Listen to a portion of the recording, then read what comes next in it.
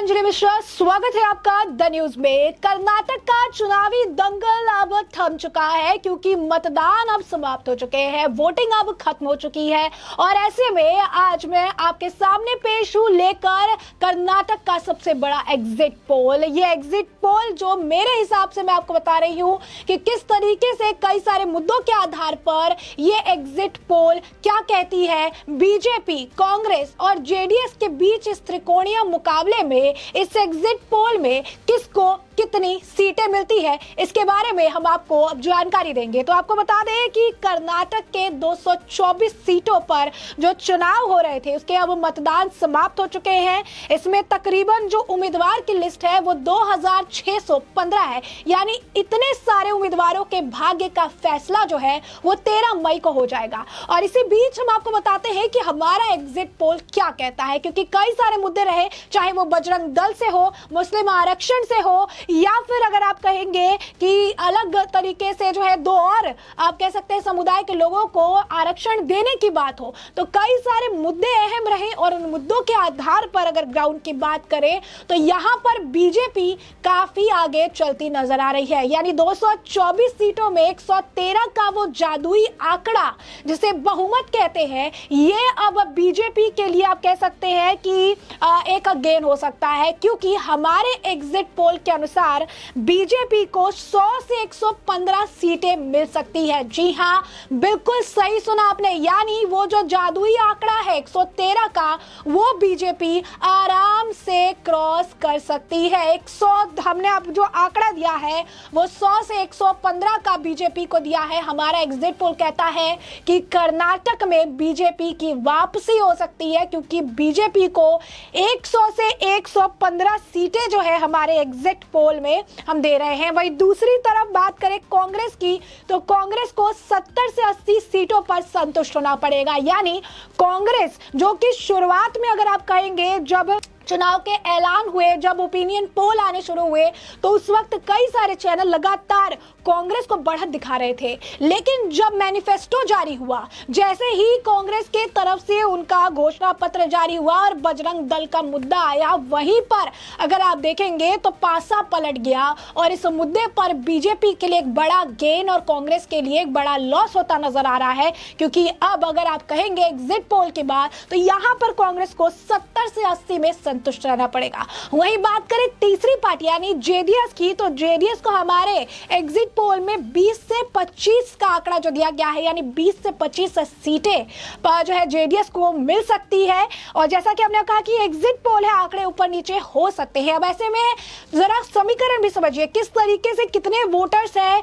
किस तरीके से ये किस इफेक्ट डालेगा, कितने नए वोटर्स हैं, कितने उम्मीदवार हैं, एक बार फिर हम आपको बताते हैं।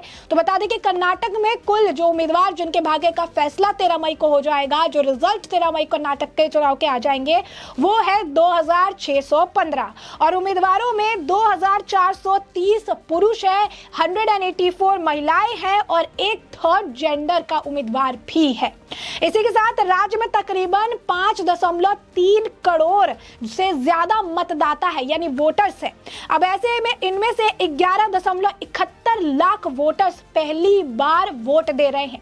फिर देखिए कितने हैं, 11.71 लाख वोटर्स पहली बार मतदान कर रहे हैं। और राज्य में 2.66 करोड़ पुरुष और 2.63 करोड़ महिलाएं जो है वो मतदाता है, जबकि 5.71 लाख से ज्यादा दिव्यांग जो है वोटर्स है और 80 साल और उससे ज्यादा आयु के जो है 12.15 लाख वरिष्ठ नागरिक भी इसमें वोटर है, जबकि 16,000 से ज्यादा जो मतदाता है वो 100 साल से ज्यादा के उम्र के हैं। तो ये जो है ये मतदाताओं की सूची है। वोटिंग जो है वो समाप्त हो चुकी है और ऐसे में ये एग्जिट पोल जो है ये कहते हैं कि बीजेपी एक बार जो है फिर कर्नाटक में वापसी करेगी, यानी हमारे एग्जिट पोल के अनुसार बीजेपी एक बार फिर कर्नाटक में सरकार बनाती नजर आएंगी। अब बात करते हैं मुद्दों की, क्या क्या मुद्दा रहा इस दौरान। तो सबसे पहले हम बात करते हैं बजरंग दल की, क्योंकि इस मुद्दे को लेकर काफी खींचतान हुई और मैनिफेस्टो में जैसा कि उन्होंने कहा था बीजेपी ने अपने मैनिफेस्टो में पीएफआई पर बैन लगाने के लिए कहा, तो कांग्रेस ने अपने मैनिफेस्टो में बजरंग दल पर जो है बैन लगाने की बात कही। बजरंग दल का मुद्दा इतना ज्यादा क्यों विस्फोट हुआ, इसके पीछे का कारण यह है कि कर्नाटक को भगवान हनुमान की जन्मभूमि कहा जाता है। ऐसे में जहां से बजरंग बली का जो है जन्म स्थान है, वहीं से बजरंग दल को बैन करने की बात कांग्रेस द्वारा कही गई, जिसके बाद बीजेपी ने यह मामला उठाया और इस पर कांग्रेस पर जमकर सवाल दागे। आलम ऐसा था कि बजरंग दल ने भी 1 अरब 10 लाख रुपए का नोटिस जो है कांग्रेस को जारी कर दिया और इस पर स्पष्टीकरण भी मांग लिया। तो वहीं दूसरी तरफ इस मामले को लेकर जेडीएस तो थी, साथ ही साथ बीजेपी ने कांग्रेस को जमकर घेरा।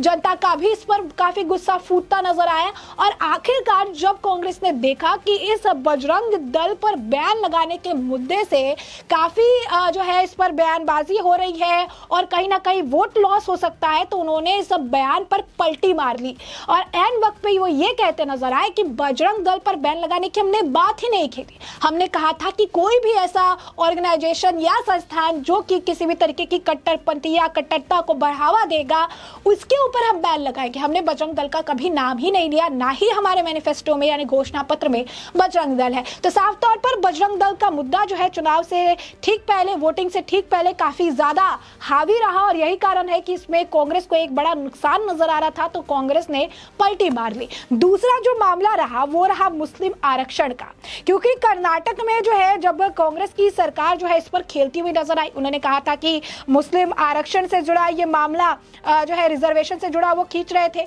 बीजेपी ने कहा कि हम आएंगे तो कर्नाटक में जो मुस्लिम आरक्षण जो ये मिल रहा है, जो ये कोटे, जो इन्हें ये कोटा मिला हुआ है, उसे हम समाप्त करेंगे और जो डिजर्विंग समुदाय है जैसे लिंगायत समुदाय है और बाकी जो समुदाय है उन्हें हम ये रिजर्वेशन जो है देंगे।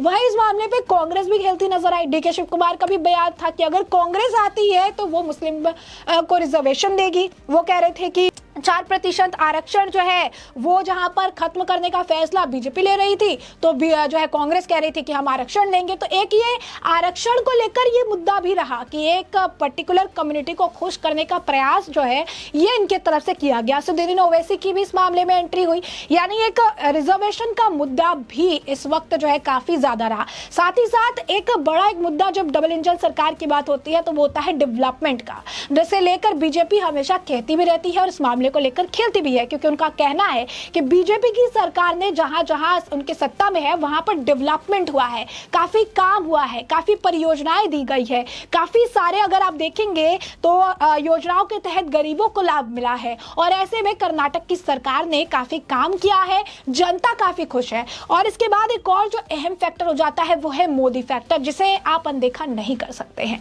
क्योंकि कर्नाटक में कई ऐसी जगह थी जहां पर विपक्ष का काफी आप कह सकते हैं कि बोलबाला था या फिर पकड़ थी। तो ऐसी जगहों पे जबरदस्त प्रधानमंत्री नरेंद्र मोदी की रैलियां देखने के लिए मिली, ताबड़तोड़ रैलियां देखने के लिए मिली और प्रधानमंत्री नरेंद्र मोदी जो है स्टार प्रचारक के रूप में थे। तो स्पष्ट तौर पर उनके जो है नाम का भी एक बहुत वेटेज जो है इस चुनाव में देखने के लिए मिलता है, क्योंकि मोदी के नाम पर वोट पड़ते हैं, ऐसा तो खुद बीजेपी भी कहती है।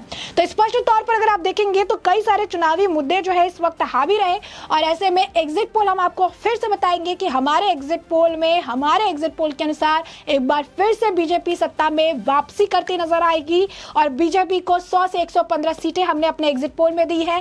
कांग्रेस को 70 से 80 सीटों पर संतुष्ट होना पड़ेगा, बल्कि जेडीएस को 20 से 25 सीटें जो है मिल सकेंगी। तो ऐसे में हमने आपको ये पूरा मामला बड़े विस्तार से बताया कि पूरा मामला क्या है, हमारा एग्जिट पोल क्या कहता है। ऐसे में इस एग्जिट पोल पर आपकी जो राय हो कमेंट सेक्शन में कमेंट करके हमें जरूर साझा करिएगा। धन्यवाद।